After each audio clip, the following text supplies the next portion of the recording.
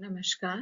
आज का हमारा टॉपिक है resource regions of India, Bharat के संसाधन प्रदेश।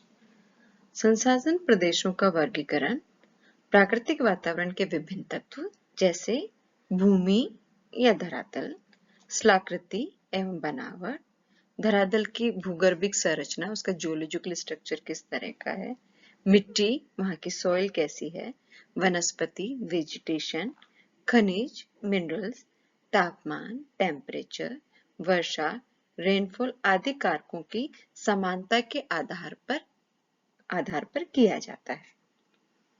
किसी भी क्षेत्र को एक संसाधन प्रदेश की सीमा में निर्धारण करने के लिए भौतिक वातावरण के इन कारकों की उपलब्धि के साथ साथ सांस्कृतिक वातावरण, प्राकृतिक तत्व तो होंगे ही होंगे, उनके साथ में सांस्कृतिक तत्वों के जैसे फसल उत्पादन प्रतिरूप, उनका क्रॉपिंग पैटर्न कैसा है, सिंचाई, इरिगेशन कैसा है, खनिजों का उत्पादन, प्रोडक्शन ऑफ मिनरल्स कैसा हो रहा है, औद्योगिक क्रियाएं, वहां की एग्रीकल्चर एक्टिविटीज है, जनसंख्या का वितरण है, पॉपुलेशन डिस्ट्रीब्यूशन है, उसकी डेंसिटी है, आदि कारकों की समानताओं को भी ध्यान दिया जाता है। फिजिकल फैक्टर्स भी देखा जाता है एज वेल एज उसके कल्चरल फैक्टर्स भी देखे जाते हैं। भौतिक एवं सांस्कृतिक दोनों ही प्रकार के तत्वों को इसके अंदर सम्मिलित किया जाता है। इसलिए भारत को विभिन्न संसाधन प्रदेशों में बांटने के लिए, उसको विभाजित करने के लिए भौतिक एवं सांस्कृतिक वातावरण के विभिन्न कारकों को आधार माना गया है। भारत के संसाधन प्रदेशों का वर्गीकरण सर्वप्रथम संसाधनों की उपलब्धता, वहां की अवेबिलिटी ऑफ रिसोर्सेज कितनी है, संसाधनों की उपलब्धता क्या है, उपयोग, उनका यूटिलाइजेशन, कितना उपयोग हो रहा है, एवं संभावना और उनकी पोटेंशियलिटी कि वहां के संसाधनों की उपलब्धता क्या है। तो वहां पर संसाधनों की उपलब्धता कितनी है, अवेबिलिटी ऑफ रिसोर्सेज क्या है, उसका उपयोग कैसा हो रखा है, उसकी उपयोग मतलब उसका यूटिलाइजेशन कैसा हो रहा है, उसकी संभावना, उसमें पोटेंशियलिटी क्या है।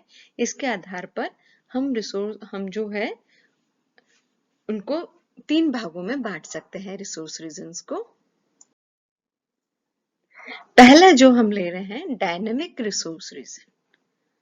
फर्स्ट, डायनेमिक रिसोर्स रीजन, गत्यात्मक संसाधन प्रदेश। अब इसके अंदर क्या होता है, इसके अंदर उन संसाधन प्रदेशों को सम्मिलित किया जाता है जहां औद्योगिक एवं तकनीकी विकास का स्तर उच्च पाया जाता है, जहां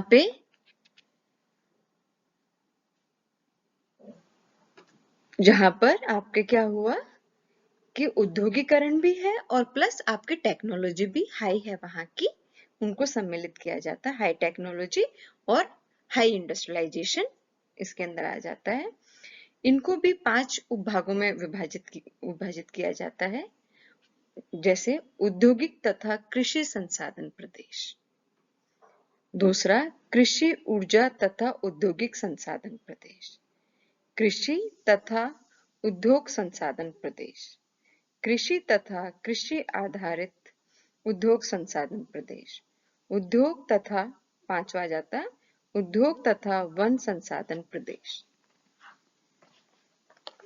तो ये जो डायनेमिक रिसोर्स रीजन्स हैं, जो हाईली डेवलप जिसको अपन कह रहे हैं, इसके अंदर हमारे भारत के 5 प्रदेश इसके अंदर आ जाते हैं, सम्मिलित किया जाता है। जैसे गंगा के डेल्टाई भाग में पश्चिम बंगाल, गुजरात तथा महाराष्ट्र का लावा क्षेत्र, तमिलनाडु क्षेत्र, पंजाब का मैदान और गंगा यमुना दोआब जिसमें पंजाब, हरियाणा, पश्चिमी उत्तर प्रदेश और दिल्ली सम्मिलित है। 5वां प्रदेश कर्नाटक व दक्षिणी पूर्वी पठारी भाग है। यहाँ पर क्या होता है कि जो पश्चिम बंगाल का डेल्टाई प्रदेश है, जहाँ कोलकाता महानगरीय क्षेत्र में कलकत्ता हुगली औद्योगिक क्षेत्र में विशिष्ट उद्योगों का संकेंद्रित मिलता है, वहां पे हाईली इंडस्ट्रियलाइजेशन है। इसी के सहारे दामोदर घाटी की औद्योगिक पेटी है, जो भारत की प्रमुख आर्थिक प्रदेश है।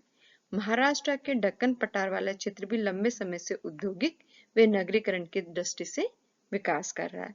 मुंबई, नागपुर, शोलापुर तथा गुजरात के अहमदाबाद, सूरत केंद्रों पर आधारभूत सुविधाओं के विकास द्वारा सेकेंडरी और टर्सरी क्रियाकल्पों का उनका तीव्र रूप से वहां पे कंसंट्रेट हुई है। और इसके फलस्वरूप क्या हुआ कि ग्रामीण लोगों का शहरों की ओर प्रवास होने लगा, माइग्रेशन होने लगा, यहाँ पे लोग बाग रहने लगे। तमिलनाडु में आर्थिक विकास तीव्रता से हुआ है, जिसमें जनसंख्या घनत्व निम्न वृद्धि दर के उपरांत भी उच्च बना हुआ है। चेन्नई और उसके आसपास के सैटेलाइट टाउन ग्रामीण क्षेत्रों से मानव शक्ति को अपनी ओर आकर्षित करने लग रहे हैं। मदुराई, कोयम्बटूर, नेवेली, तूतीकोरन आदि ने भी जो वहां आसपास की ग्रामीण संख्या का है वो भी यहाँ पर आने लगी है इनके अंदर। तो जो डायनेमिक संसाधन प्रदेश है, गत्यात्मक संसाधन प्रदेश है, इनके अंदर क्या है, ये हाईली डेवलप्ड है, टेक्नोलॉजी भी यहाँ पे हाई है, इंडस्ट्रियलाइजेशन भी यहाँ है, तो ये डायनेमिक रिसोर्सेज कहलाते हैं। दूसरा हमारा आ जाता है उन्नतिशील संसाधन प्रदेश। उन्नतिशील संसाधन प्रदेश या हम इनको कह सकते हैं प्रोस्पेक्टिव रिसोर्स रीजन। इसके अंतर्गत उन संसाधन प्रदेशों को सम्मिलित किया गया है जहां विभिन्न संसाधन तो पर्याप्त मात्रा में उपलब्ध है, जहां विभिन्न संसाधन तो पर्याप्त मात्रा में उपलब्ध है, लेकिन वहां तकनीकी का विकास अधिक नहीं हुआ है। रिसोर्सेज तो वहां पर है, पर टेक्नोलॉजी इतनी हाई डेवलप नहीं हुई है। तो प्रोस्पेक्टिव रीजन्स है जहां पर उन्नति हो सकती है अगर टेक्नोलॉजी वहां पर हाईली डेवलप हो जाती है, लेकिन तकनीकी का विकास अधिक नहीं हुआ। अतः औद्योगिकरण की प्रक्रिया मंद गति से विकसित हो रही है। इन प्रमुख प्रदेशों को हम 5 भागों में बांट सकते हैं। पहला, खनिज एवं वन संसाधन प्रदेश। दूसरा, कृषि, वन एवं संबंधित ऊर्जा संसाधन प्रदेश। तीसरा, कृषि, वन एवं खनिज संसाधन प्रदेश। चौथा, वन, खनिज एवं बागवानी कृषि संसाधन प्रदेश। व्यापारिक कृषि एवं ऊर्जा संसाधन प्रदेश।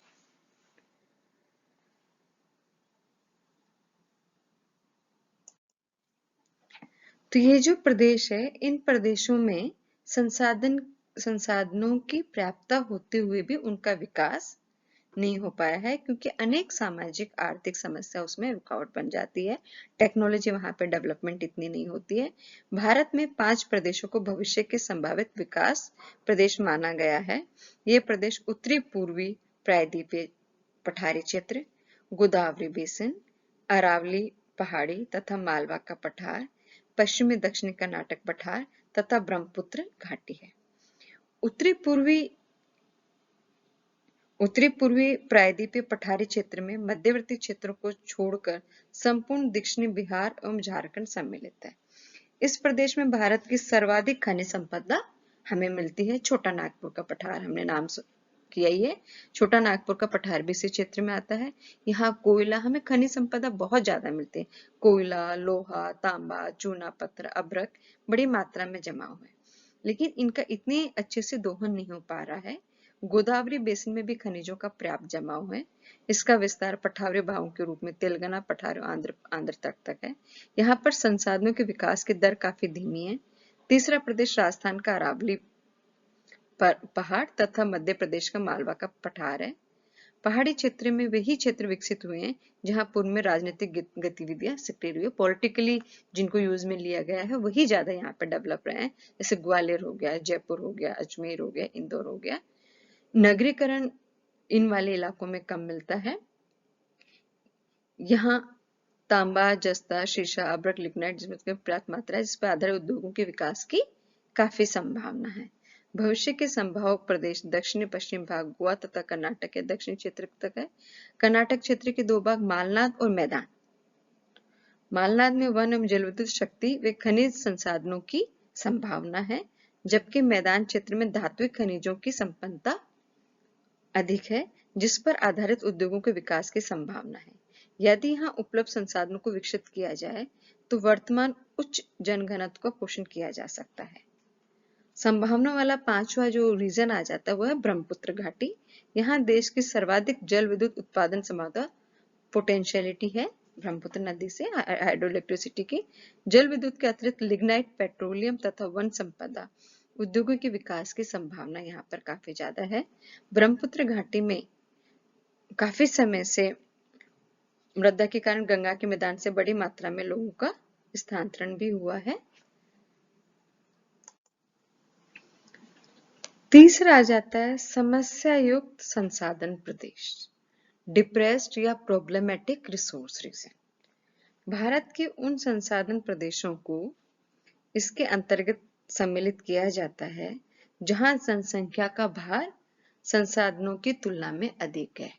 इसका मतलब क्या हुआ कि संसाधन तो इतने नहीं है, लेकिन जनसंख्या वहां पर तीव्र गति से बढ़ रही है, इसलिए जनसंख्या का भार संसाधनों की तुलना में अधिक है तथा प्राकृतिक संसाधनों और जनसंख्या के भार को वहन करना असंभव हो गया है।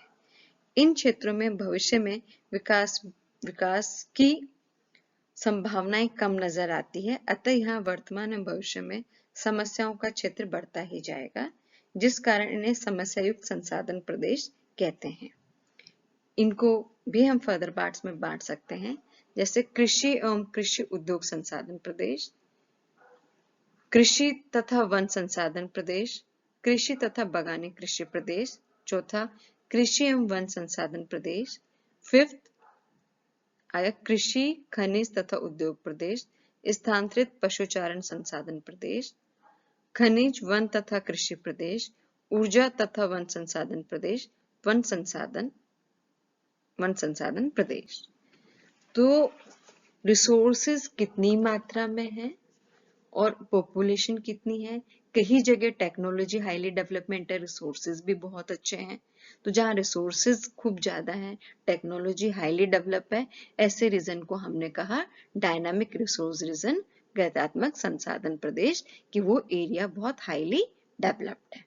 दूसरा हमने लिया प्रोस्पेक्टिव रिसोर्स रीजन, उन्नतिशील संसाधन प्रदेश, जहां पर संसाधन तो है, खूब अच्छे से संसाधन है, लेकिन टेक्नोलॉजी इतनी ज्यादा डेवलप नहीं है। तो जैसे ही हम टेक्नोलॉजी वहां पर डेवलप हो जाएगी, वो रीजन में एक प्रोस्पेक्ट है, एक पोटेंशियलिटी है डेवलप होने की, हाईली डेवलप होने के लिए।